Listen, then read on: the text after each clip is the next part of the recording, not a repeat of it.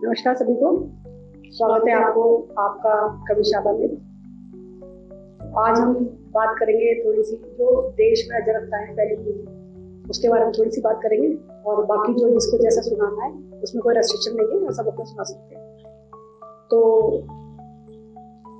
मैं कल किसी से बात कर रही थी तो उसने मुझे बोला कि यार सरकारी काम है, ऐसे होता है, टाइम तो लगता है। तो मैंने उनसे पूछा कि टाइम क्यों लगता है, क्या सिस्टम नहीं, क्या सिस्टम हमारा खराब है क्या, या फिर वहां पे बैठे लोगों की मेंटेलिटी ही ऐसी है कि वो सोचेंगे आज ही काम आया है तो परसों को करेंगे।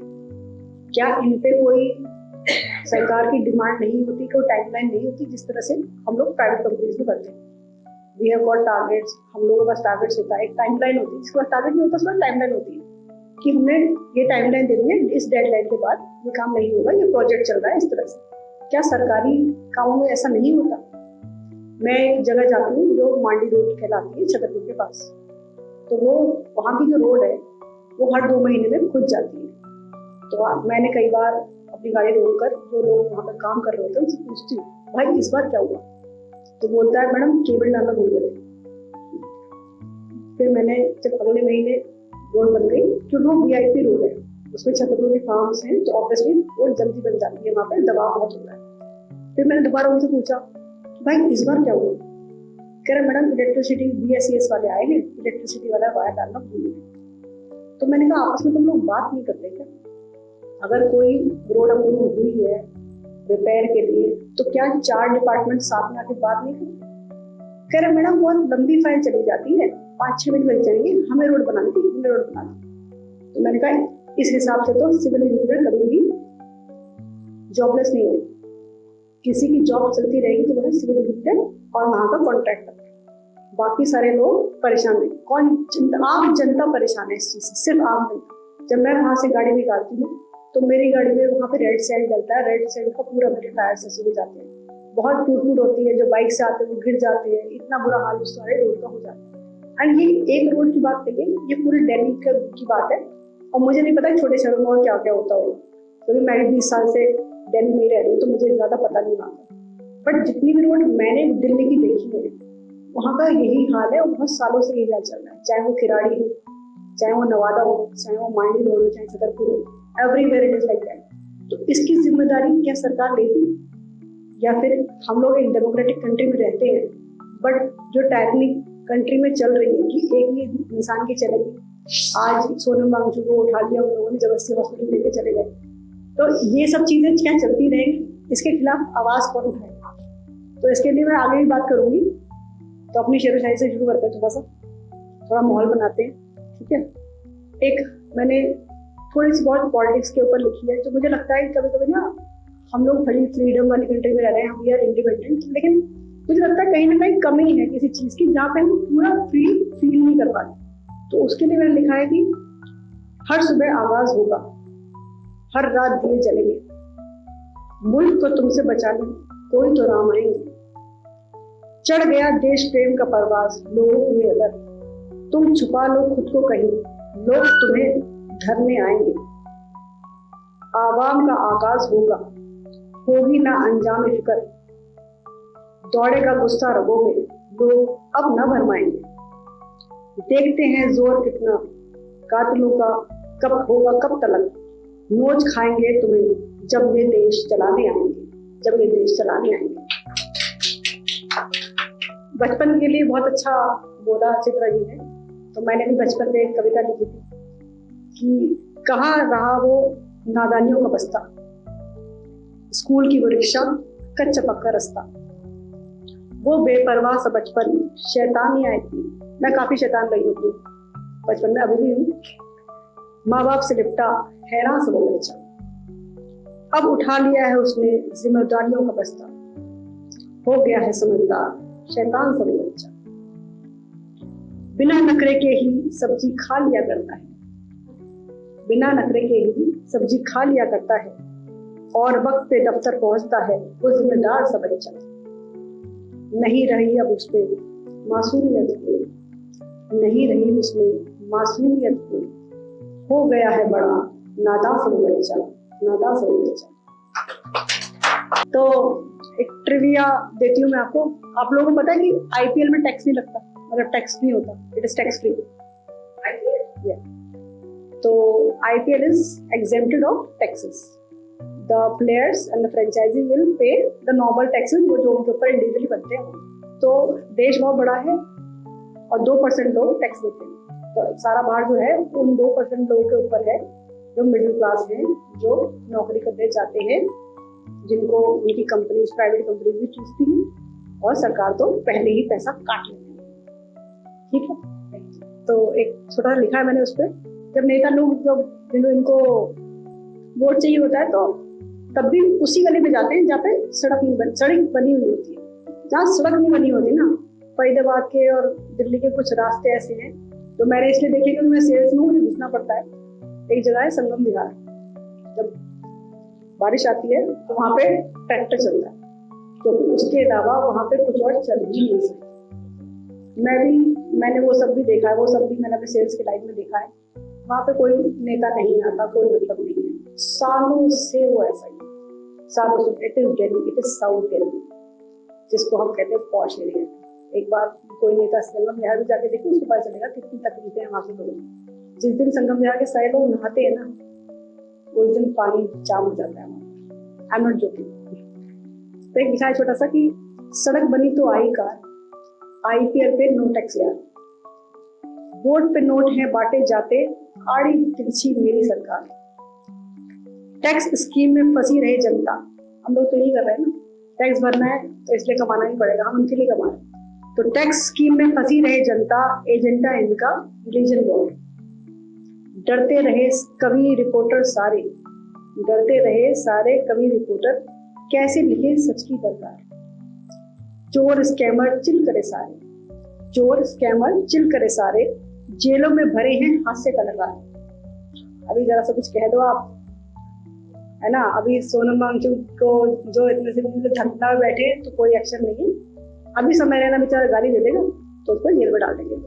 तो इसके लिए टाइम है, 1-2 घंटे में एक्शन हो जाता है उनको। चोर स्कैमर चिल हैं सारे, जेलों में भरे हैं हास्य कलाकार, वाह रे मेरी नई सरकार, एंटी ह्यूमन मेरी सरकार। मैं इस सरकार को एंटी ह्यूमन मानती हूँ, तो एंटी ह्यूमन मेरी सरकार। तो मैं अपना फेवरेट शेर सुनाऊंगी। इसमें 2 शब्द आएंगे, एक ताबीर और तहरीर। ठीक है, तो मैं बहुत दिनों से नहीं सुनाया, मैं अधिकतर सब जगह जब जाती हूँ सुनाती हूँ। ताबीर का मतलब होता है रियलिटी और तहरीर का मतलब होता है लिखावट जो मैं लिखती हूँ।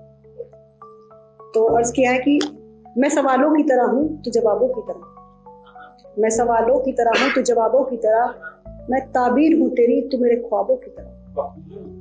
मेरी तहरीर से नफरत है तो क्यों खत मेरे, मेरी तहरीर से नफरत है तो क्यों खत मेरे, सजा रखे हैं कमरे में किताबों की तरह। रात गए जब याद दिल से उतर जाती है, रात गए जब याद दिल से उतर जाती है, तेरा एहसास महकता है गुलाबों की तरह। रोज ये हाथ उठते हैं तो दुआओं में मांगते हैं तुझे, हाथ उठते हैं तो दुआओं में मांगते हैं तुझे, ये काम किया करते हैं अपने सबाबों की तरह। मैं सवालों की तरह हूँ तो जवाबों की तरह, मैं ताबीर हूँ तेरी तो मेरे ख्वाबों की तरह। शुक्रिया। तो बैक टू ट्रैक, ठीक है, अब सब सुनाएंगे ऐसा वाला। चाय की 2 लाइन लिखी है मैंने। चाय की दीवानगी जो हमारे देश में है ना, मतलब हाँ उसके लिए बता दें। चाय की दीवानगी जो हमारे देश में है ना, मैंने किसी को कॉफी के लिए इतना मरते नहीं देखा। अंग्रेजों को देश विदेश भी जाते इतना कॉफी के लिए, वो मर नहीं रहा, और मर रहा है तो लिख नहीं रहा। कॉफी के लिए लोग दीवाने हैं। I have seen every coffee से लोग कॉफी का मग लेके घूमते हैं वो लोग, वो थोड़ा स्टाइल मारने के लिए भी होता है, कॉर्पोरेट्स में काफी होता है आजकल ना। कॉफी मग्स आ गए हैं बहुत बढ़िया बढ़िया वाले, है ना। तो नट केस करके एक कंपनी है, उसमें सॉरी प्रमोट कर रही हूँ तो वो भी बड़े अच्छे अच्छे कॉफी मग्स बनाती है, बड़े बंद स्टील वाले, जिन्हें कौन से वाले। बट द थिंग इज, चाय की बात अलग है। तो चाय छोड़ दी है मैंने, जिससे बहुत ज्यादा लगाव हो जाए, जो चीज आपको तड़पाने लगे। शाम के 4 बजे ना मैं चाय के लिए तड़पने लगती थी। मतलब जो भी मेरा जूनियर में सामने आ जाता था और मेरे पास चाय नहीं आती थी, मैं चमक जाता था उससे। तो मुझे लगा, फिर मैंने मतलब अपना ना अपने बारे में एनालिसिस बहुत करना चाहिए इंसान को। मैं ओवर थिंकर हूँ, इतने सोचने लगी यार कि बहुत ज़्यादा हो रहा है। फिर मेरे डैडी आए थे गुड़गांव, तो वो कह रहे चाय बहुत पीने लगी है तू, तो मैं तेरे को पैसे दूंगा तो चाय छोड़ दे। तो मैंने सौदा कर दिया। इतना प्यार भी नहीं है, पैसे से ज्यादा प्यार है। तो लिखा है कि 2 लाइन लिखी है कि हर वो बात छोड़ देंगे जो हमको प्यारी थी, हर वो बात छोड़ देंगे जो हमको प्यारी थी, चाहे वो चाय की चुस्की हो या लत तो होगी थी। शुक्रिया। तो एक लिखा है कि अब बिछड़ने पे जाते हैं। देखो प्यार की बात तो बहुत कर दी मैंने। मेरा फेवरेट काम है बिछड़ने वाली बात करनी। लिखा है कि वो बता भी तो सकता था कि वो बदलना चाहता है, डिस्कस तो हो सकता था, तो बता भी तो सकता था कि वो बदलना चाहता है, अपनों में नहीं गैरों में रहना चाहता है। यूं तो बेवफा नहीं कहेंगे उसको बदल जाने के बाद, यूं तो बेवफा नहीं कहेंगे उसको बदल जाने के बाद, वो जता भी तो सकता था कि वो क्या कहना चाहता है। दिल में मायूसियों का आलम है, फिर वही बात है छिड़ी, दिल में मासूमियों का आलम है, फिर वही बात है छिड़ी। वो निभा भी तो सकता था जो छोड़ना चाहता है, वो निभा भी सकता था जो छोड़ना चाहता है। कि अभी से किसी बात का रोना, अभी तो देखना है तुम्हें उसे किसी और के हाथ के लिए पीला हो, देखना है उसको शादी के जोड़े में अभी तो देखना है किसी और का उसे होते हुए होना, अभी तो चूड़ी बिंदी काजल में सजे हुए देखना है उसको, अभी देखना है उसको किसी और के लिए विदा होना। दो तो नहीं दो। अभी तो दिल टूटने की आवाज ही आई होगी, अभी तो देखना है तुझे खुद को खुद के रोते हुए होना, अभी तो तेरी सिसकियां खामोश रही होंगी, अभी देखना है तुझको बिलखते हुए रोना, अभी तो तेरी रात काली लगती होगी तुझको, अभी तो देखना है तुझको खुद को बर्बाद होते हुए होना। I've been there, I've done that, you will also see. बिगड़ गए थे हम भी इश्क में, बिगड़ गए थे हम भी इश्क में थोड़े बहुत, दिल टूटा तो फिर भी थोड़ा। अरे ये प्ले बॉय टाइप है। मैडम इश्क वही है जो पूरा ना मिले, इश्क वही है, सब प्यार मोहब्बत सब करते हैं, इश्क वो है वो पूरा नहीं होता। इश्क मुकम्मल नहीं होता, प्यार मुकम्मल हो जाता है, मोहब्बत भी हो जाती है, आपका इश्क नहीं होता। इश्क वही है, इश्क वही है जो दुनिया में 7 मकाम होते हैं इश्क के, आप पढ़िएगा। बिल्कुल बिल्कुल, क्योंकि वो जीते हैं, वो एक्चुअली जीते हैं। बिछड़ने के बाद जो आप उसको प्यार कर सके बिना गाली दिए, वही इश्क है।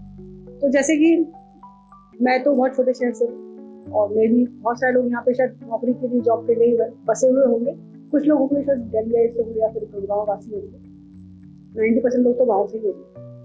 तो मैं भी 20 साल पहले घर से बाहर निकली थी, 21 साल पहले, बहुत छोटी थी, बच्ची थी, कॉलेज पढ़ने गए थे, तो तब से घर सही से जा नहीं पाए, 2 दिन की छुट्टी होती चले जाते हैं। कोरोना टाइम पे 1 महीने के लिए रहती थी, नहीं जा पाते।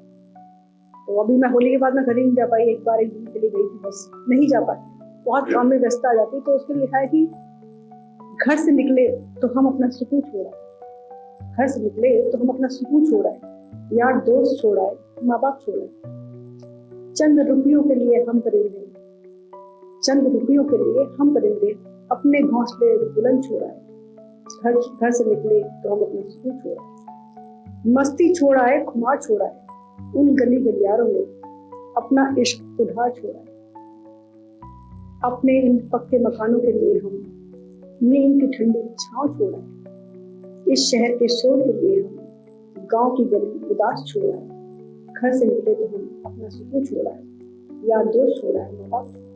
शुक्रिया बहुत। तो थोड़ा सुनाती हूँ कि सर ने बात करी कम्युनिकेशन की। कम्युनिकेशन बहुत इंपॉर्टेंट होती है हर रिलेशनशिप में, चाहे वो फ्रेंडशिप हो, चाहे वो मोहब्बत हो, कोई भी रिलेशनशिप हो दुनिया का, कम्युनिकेशन वेरी इंपॉर्टेंट, चाहे वो कॉर्पोरेट हो। तो जब कम्युनिकेशन नहीं होता तो क्या होता है कि मासूम सी मेरी मोहब्बत दुनिया की बातों में आ गई। जब उसने मुझसे बात नहीं करी, उसने दुनिया की बात सुनी, नहीं आ रहा है, नहीं मिले तुमने क्या सुनाई। मैं नहीं मिली 5 साल से। हर बार हम सुनते हैं उसके बारे में, भूल जाए इमेजिनेशन